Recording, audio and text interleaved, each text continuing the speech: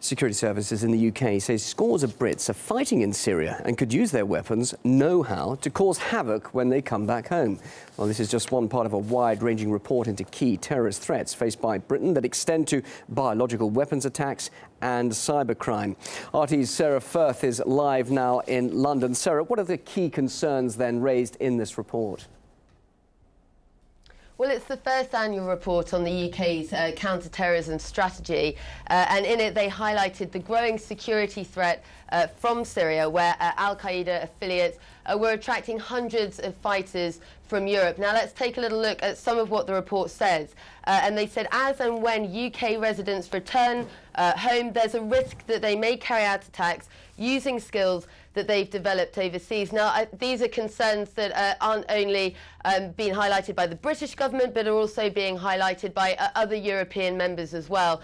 Recently, we saw the Dutch heighten their security threat level as they said that they thought they had around 100 foreign fighters that had gone to Syria. And these are also concerns that I think have been echoed by France as well. So certainly not just a problem concerning Britain, but one obviously that we've seen highlighted in this counter-terrorism strategy report, and certainly I think a lot of concern amongst the British authorities that we're seeing these young British people fighting in the war zone.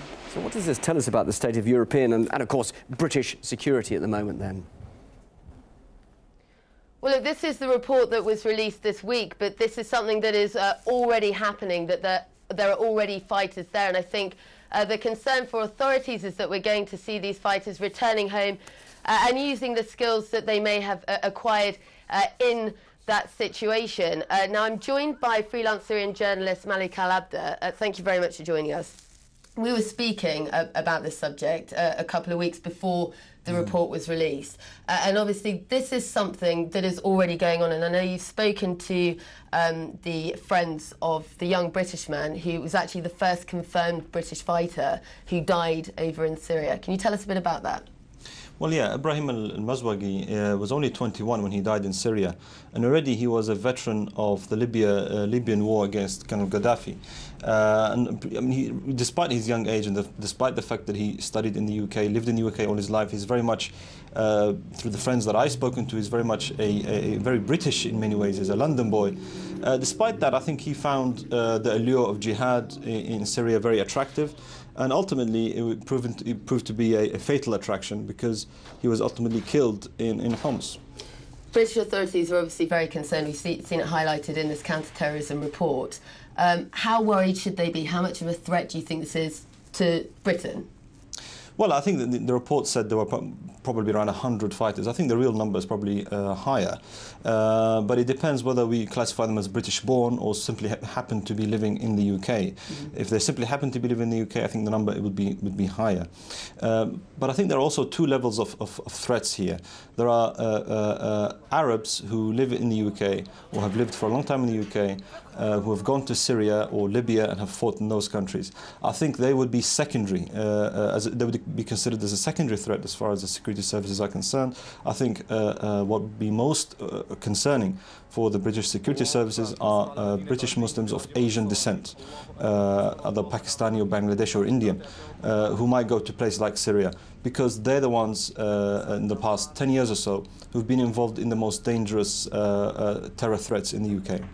You spoke about Ibrahim having fought in Libya beforehand, and we're seeing British people, you know, going over to what is a war zone in Syria. What's the appeal? What's the allure? Why are these young British men going over to fight in a civil war? Well, if you're a practicing Muslim and you believe that jihad represents one of the pillars of Islam and it represents a large part of your belief, then Syria is a very attractive place to go and fight. I mean, for a previous generation, perhaps the war in Afghanistan against the Soviets was the one to go to. And then in the 90s, you had Bosnia and Chechnya.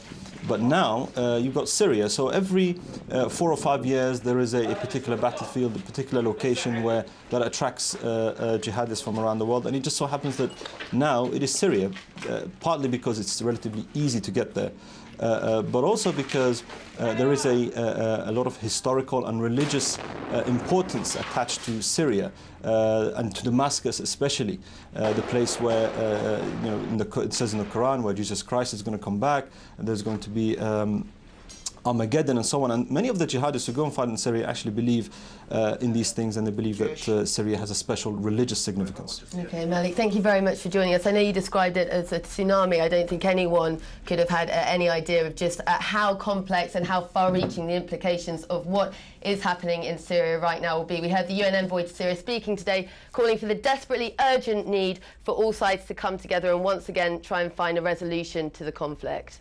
Sarah Firth, live in London. Thank you very much indeed for that.